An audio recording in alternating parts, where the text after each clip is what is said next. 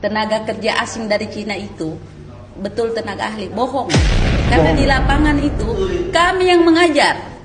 Mungkin sebagian ada, tapi yang kami temukan di lapangan kami yang mengajar mereka pekerjaan. Jadi malam ini saya kedatangan teman-teman buruh di beberapa perusahaannya, smelter di Sulawesi Tenggara.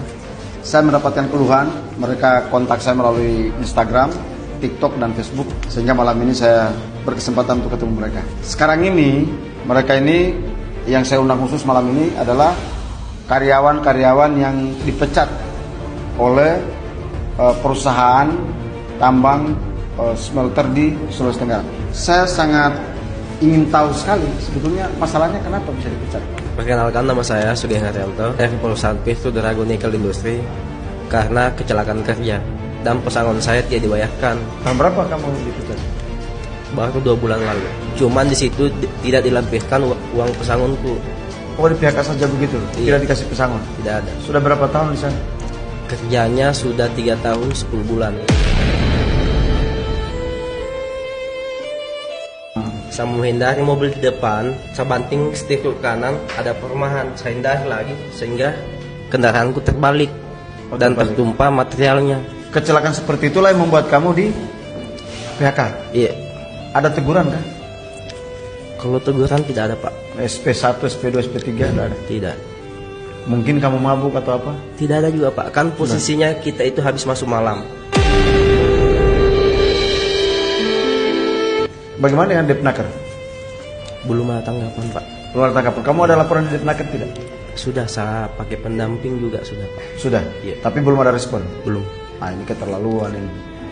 Memang perusahaan itu harusnya jangan sebenang-benang seperti itu. Jadi orang kecelakaan seperti itu kan harusnya ada teguran dulu. Kemudian kondisi jalannya, mungkin kan kondisi jalan kan tanggung jawab perusahaan toh. Iya, betul itu, Pak. Jalanannya bagaimana? Jalan perusahaan yang dibangun perusahaan gimana jalannya?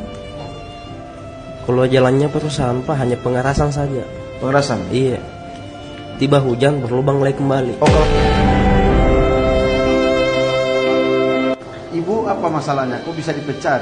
Saya naik orasi menyampaikan aspirasi dan mewakili pekerja perempuan yang bekerja di PT OSS maupun PT PDNI untuk menyampaikan keluh kesah kami pada saat aksi demo itu. Saya yang naik orasi untuk mewakili itu. Dan setelah dari situ ternyata besoknya sudah langsung saya Dipecat? ada surat pengembalian HRD. Waduh. Tanpa ada surat peringatan sebelumnya, peringatan 1, 2 ataupun 3. Tidak ada. Langsung. Itu kenapa?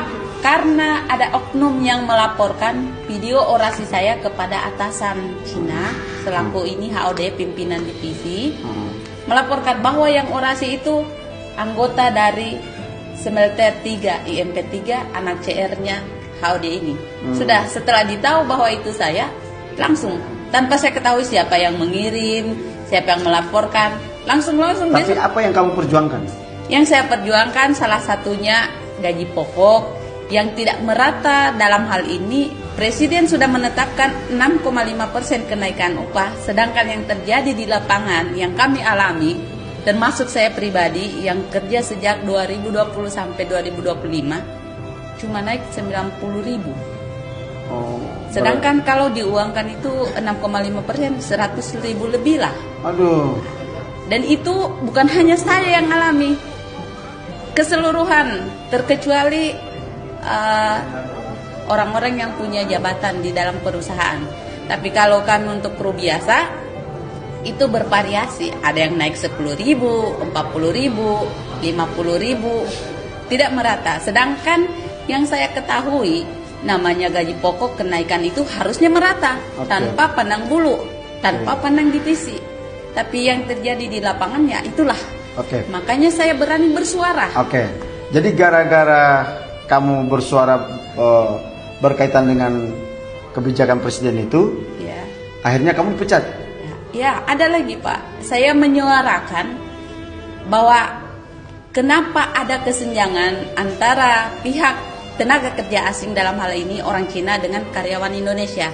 Mengapa karyawan Cina mereka disediakan mes, disediakan bus untuk antar jemput dari tempat kerja sampai pulang kerja, diberikan makan 3 kali sehari, di tempat kerja diantarkan, pulang juga diantarkan. Sedangkan kami buruh lokal Indonesia tidak mendapatkan itu, tidak mendapatkan tempat tinggal yang disediakan perusahaan, tidak disediakan juga mobilisasi untuk kami berangkat dan pulang pergi kerja, makanan juga begitu. Ya mereka memberikan kami uang makan, tapi sebanyak 17.500 dan itu saya pribadi tidak cukup. Apalagi teman-teman yang kerja di smelter yang menggunakan otot. Otomatis dia butuh tenaga yang lebih besar dengan uang makan yang lebih besar. Orang Cina diberikan tempat tinggal, mes, kasih kendaraan antar jemput. Mereka difasilitasi dengan suplai makanan. Sedangkan kami tidak diberikan tempat tinggal, tidak diberikan tunjangan perumahan, tidak diberikan tunjangan transportasi. Kalau motor kami rusak, tidak datang Alpa. Terus kami juga uang makannya sangat minim sekali. Dari tahun 2020 sampai 2025 uang makan kami itu hanya 17.500. Sedangkan kita sudah tahu sekarang harga pokok apa-apapun itu naik. Oke, saya mau tanya. Apakah ada perbedaan jabatan kalian sama pekerja Cina dan pekerja, jangan sampai mungkin mereka pekerja profesional atau apa gitu? Yang saya temukan di lapangan, Pak, jujur saja saya kaget juga. Ternyata sebagian besar dari yang dibilang dulu tanda kutip tenaga ahli itu bohong. Kenapa?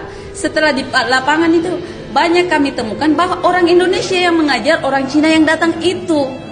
Bukan orang Cina yang datang ajar Indonesia untuk pekerjaan hal-hal yang dalam hal ini tenaga ahli. Bukan.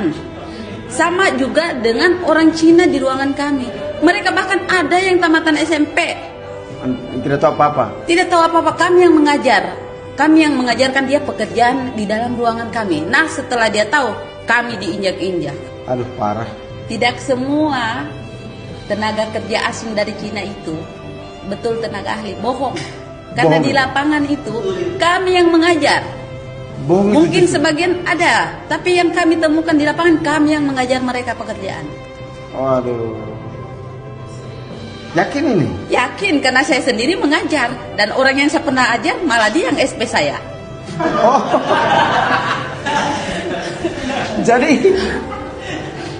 Jadi yang sudah kamu ajari, Iya. malah dia yang pecat kamu sekarang? Ya. Ya sudah. Jadi apalagi yang mau kau sampaikan? Kira-kira berkaitan dengan kedua perusahaan ini. Tadi kan kamu bilang bahwa ada kesenjangan selain gaji yang berbeda jauh ya. Gaji sama atau beda? Jauh beda, Pak. Gaji mereka lebih tinggi? Mereka itu 18 jutaan, 20 jutaan. Dan mereka itu tidak boleh bilang ke kami. Dan saya tahu itu karena ada yang saya akrabkan dengan tenaga kerja asing yang sudah pulang. Saya akrab, saya tanya. Dia berani pada saat dia sudah pulang. Pada saat dia masih bekerja, mereka juga dibungkam dari atasannya. Berapa gajinya mereka? Mereka kisaran dari 18 juta. Kalau kamu berapa gajinya? Haha. 2.900.000. Nanti ini baru naik 3.070.000. 5 tahun saya kerja.